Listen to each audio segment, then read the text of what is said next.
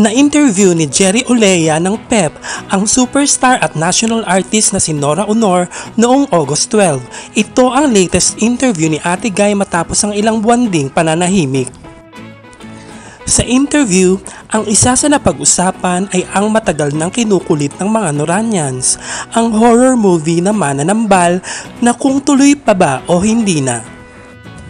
Ang sagot ng superstar, nagpalit ng direktor ang nasabing pelikula, may binago rin sa script at maaaring sa September pa magsimula uling mag-shoot. May pahayag din ng superstar na may plano ang isang malaking producer ang magpo-produce ng isang tribute para sa kanya next year.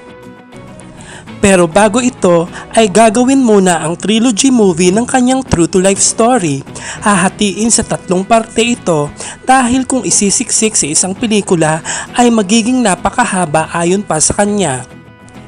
At syempre, magkakaroon ng audition para sa gaganap na bata, teenager at adult na Nora Aunor sa nasabing pelikula. Tungkol naman sa kanyang talambuhay na gagawing libro, ay may iba siyang pinipiling magsusulat dahil masyadong busy si Adolf Alex na una niyang nakausap na magsulat nito. At syempre, hindi mawawala ang mahalagang tanong tungkol sa kanyang kalusugan. Ayon kay Ate Guy ay okay siya ngayon at lately ay hindi na siya na-ospital o labas-masok ng ospital.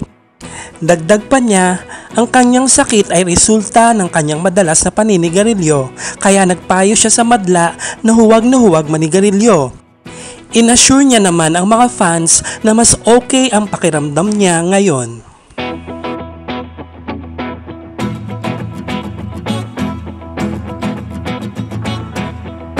Maraming salamat sa panonood at hanggang sa muli.